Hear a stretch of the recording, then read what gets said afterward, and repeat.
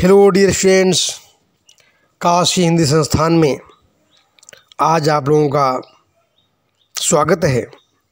ध्यान देने की बात है, आप लोगों का आईएससी एग्ज़ामिनेशन बहुत ही करीब आ चुका है और जो आईसीएससी में भी बच्चे बैठेंगे वे कैसे तैयारी करें।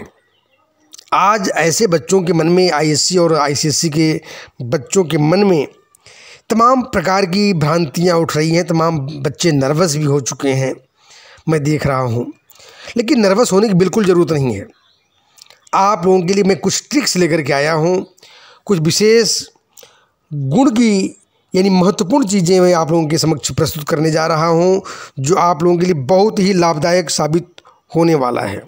ध्यान दें, यह टिप्स और ट्रिक्स दोनों है और इसको देखना ज़रूर आप लोगों के लिए परमावश्यक है।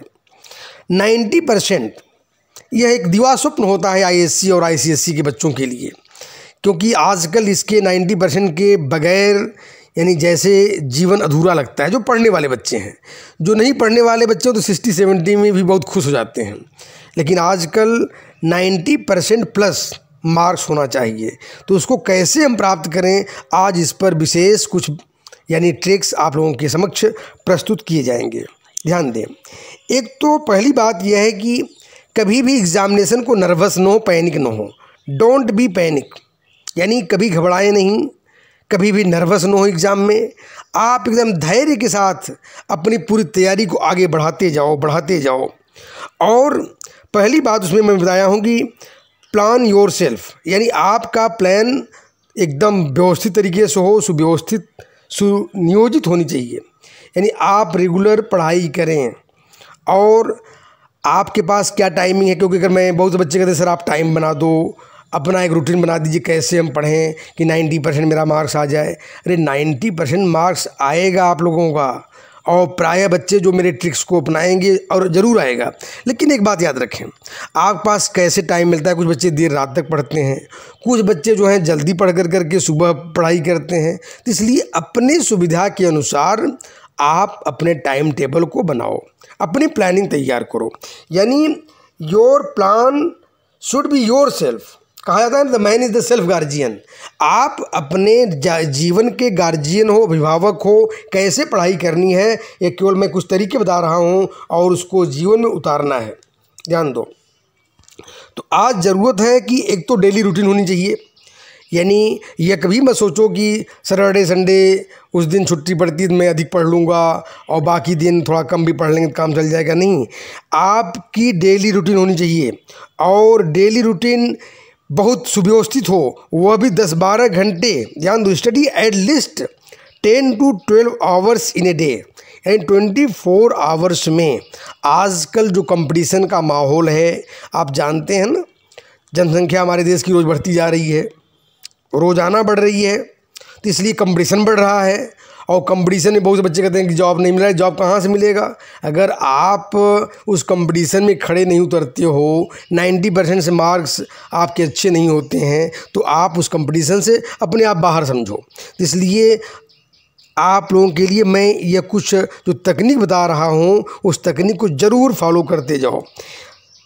ध्यान दें, रिवीजन ज़रूर करें। यानी दूसरा महत्वपूर्ण बात मैं बता रहा हूँ कि आप जो रूटीन बनाने जा रहे हो उसमें डेली रिवीजन होना चाहिए, और जितना भी आप पढ़ाई किए हो अब तक उसको अब रिवाइज करने की विशेष प्लानिंग तैयार करो।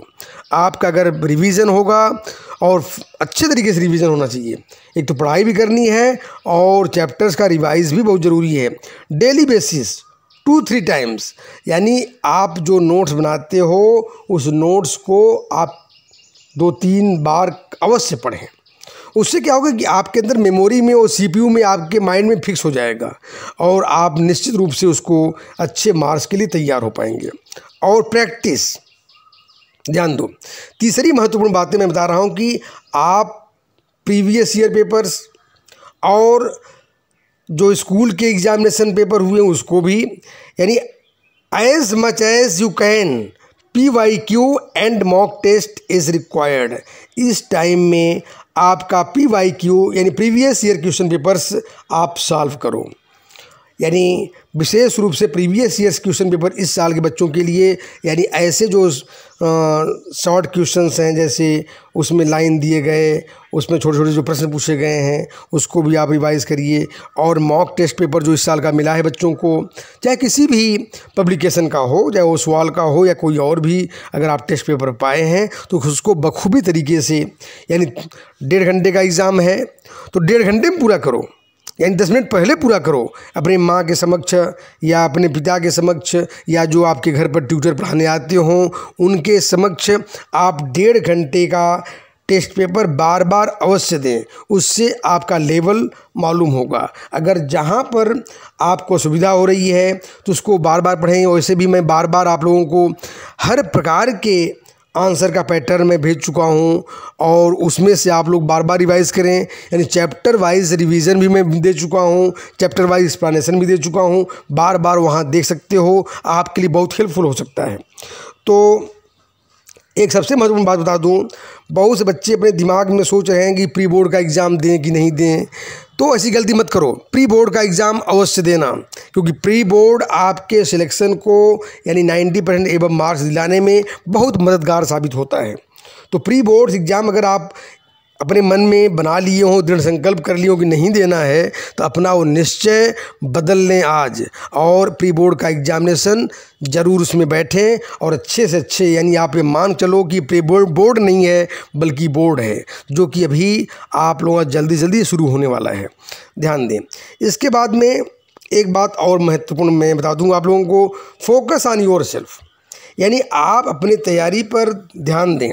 कभी यह न सोचें आप कि हमारा मित्र कैसे पढ़ाई कर रहा है और इस सब के चक्कर में मित्र आज वहाँ बुलाया है, आज वहाँ जाना है। अरे भाई 10-15 दिन के लिए, 1-2 महीने के लिए मोबाइल स्विच ऑफ कर दो या मोबाइल खोलो भी तो केवल बस आप वहाँ से प्रसाद ग्रहण करो मोबाइल फ़ोन से, यानी जो आपके लिए हेल्पफुल हो। मोबाइल खोलो तो आप अपने सब्जेक्ट को पढ़ने के लिए, अगर विशेष रूप से हिंदी की विशेष जानकारी लेनी है तो काशी हिंदी संस्थान से आप अवश्य जुड़े रहो, उसका प्रसाद ग्रहण करते रहो। आपके लिए यानी जो उद्देश्य बैच जो मैंने आप लोगों के लिए अभी तक दे चुका हूँ, उस उद्देश्य बैच को बार बार सुने, आप वहाँ से बहुत लाभदायक आपको सिद्ध होने वाला है। शॉर्ट नोट्स ध्यान दीजिए।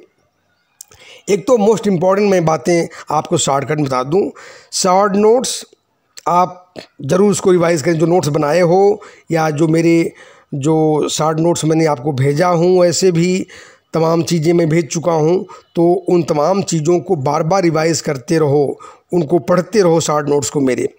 और टाइम मैनेजमेंट, यानी अपना टाइम मैनेजमेंट ज़रूर रखें, यानी कैसे पढ़ना है उसके लिए आप हर सब्जेक्ट के लिए टाइम दो। कौन सा टाइम सूटेबल है ये आप पर तय है। और एग्ज़ामिनेशन पीरियड में खास करके यानी time management should be during the examination period, यानी एग्ज़ामिनेशन में कैसे टाइम निकालना है, कैसे में पढ़ना है, यह आप लोग कैसे बार बार रिवाइज़ करना है, ये आपको बराबर करते रहना है। क्योंकि एक बात याद रखो, जब आप खुद अपना डेवलपमेंट चाहोगे तभी तुम्हारा डेवलपमेंट होगा।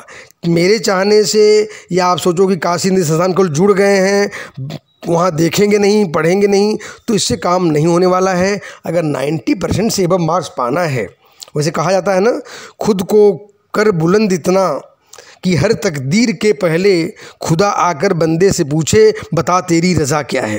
यानी अगर आप अपने आप को मजबूत रखते हो, दृढ़ संकल्प रखते हो, तो निश्चित रूप से काशी हिंदी संस्थान के बताए हुए टिप्स आप फॉलो करते हो तो आप 90% से एबव मार्क्स आपका चरण कदम चूमने के लिए तैयार है।